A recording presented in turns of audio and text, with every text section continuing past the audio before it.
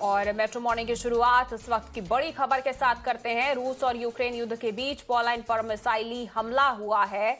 रूस पर हमले का आरोप है। कथित मिसाइल हमले में 2 लोगों की मौत हो गई है। हमले के बाद पोलैंड ने रूसी राजदूत को तलब किया है। वहीं घटना को लेकर रूस ने किसी भी तरह की भूमिका से इनकार कर दिया है। हमले के बाद नाटो ने एक आपात बैठक बुलाई है। वहीं G20 शिखर सम्मेलन के लिए इंडोनेशिया में मौजूद अमेरिकी राष्ट्रपति जो बाइडेन ने भी G7 और नाटो नेताओं के साथ एक इमरजेंसी बैठक की। हमले के बाद पोलैंड सतर्क हो गया है। पोलैंड ने सैन्य तैयारी बढ़ाने का ऐलान किया है, जबकि प्रेसिडेंट एंड्रेस डूडा ने अमेरिकी राष्ट्रपति जो बाइडेन से भी बातचीत की है।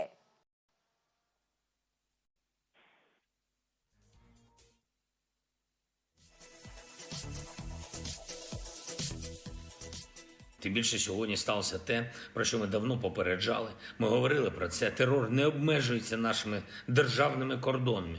Вже поширюється на територію Молдови. А сьогодні російські ракети ударили по Польщі, по території нашої дружньої країни. Загинули люди. Прийміть, будь ласка, співчуття від усіх українських братів. Скільки разів Україна говорила про те, що нашою країною держава-терорист не обмежиться. और इसी पर ज्यादा बातचीत के लिए मेरी सहयोगी शिवानी फोन लाइन पर जुड़ चुकी हैं।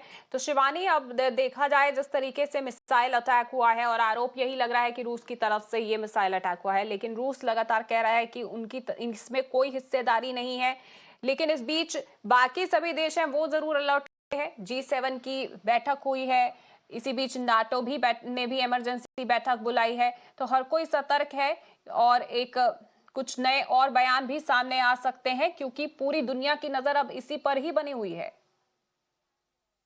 देखिए, आपको बताएं कि पोलैंड में जिस जगह पे ये 2 मिसाइलें गिरी हैं, ये इलाका पूर्वी पोलैंड का है और बहुत ही कम दूरी है इसमें और यूक्रेन में। और रूस लगातार हमले कर रहा है। पिछले 8 महीने से ज्यादा का वक्त हो चुका है लगातार इस युद्ध को।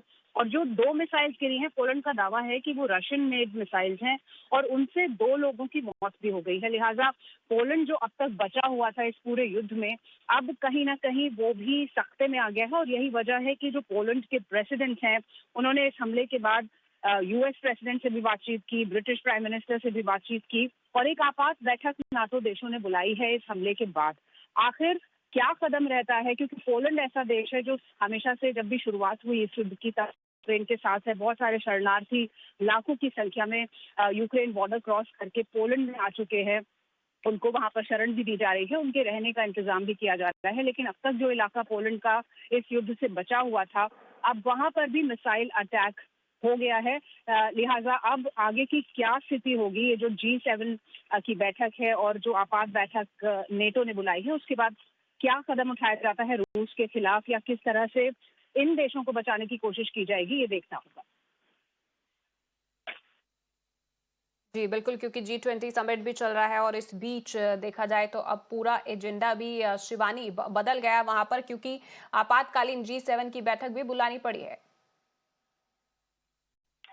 बिल्कुल, देखिए G20 समिट चल रहा है और जितने भी देश वहां पर शामिल हुए हैं, चाहे वो भारत हो या दूसरे देश हो, सभी की प्राथमिकता है कि जो युद्ध चल रहा है यूक्रेन में पिछले 8 महीने से ज्यादा, उसको रोका जा सके। बातचीत के जरिए इस पूरे मामले को सुलझाया और बार बार जो 2 धड़े हैं, चाहे वो इंग्लैंड हो, नाटो देश हो, जो लगातार शुरुआत से कोशिश कर रहे हैं कि ये युद्ध समाप्त हो, क्योंकि लगातार जान माल का नुकसान हो रहा है यूक्रेन के भीतर खास तौर पर।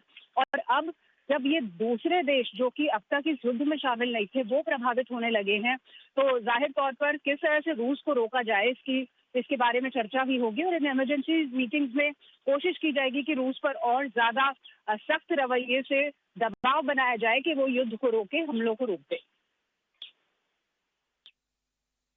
जी बिल्कुल, बहुत बहुत शुक्रिया आपका इस तमाम जानकारी के लिए। तो एक और G20 समिट चल रहा है और इस बीच रूस के राष्ट्रपति पुतिन वहां पर मौजूद नहीं है। उन्होंने अपने रिप्रेजेंटेटिव लावरोव को भेजा हुआ है। और वहीं जिस तरीके से ये मिसाइल अटैक हुआ है, मिसाइल दागी गई है पोलैंड में, आरोप रशिया पर ही लग रहे हैं। रशिया इस बात से इनकार कर रहा है। तो सभी देश जो हैं अब अलर्ट हो गए हैं और बैठकों का दौर भी शुरू हो गया है। अपडेट आपको इस बड़ी खबर पर हम लगातार देते रहेंगे। फिलहाल आगे बढ़ते हैं।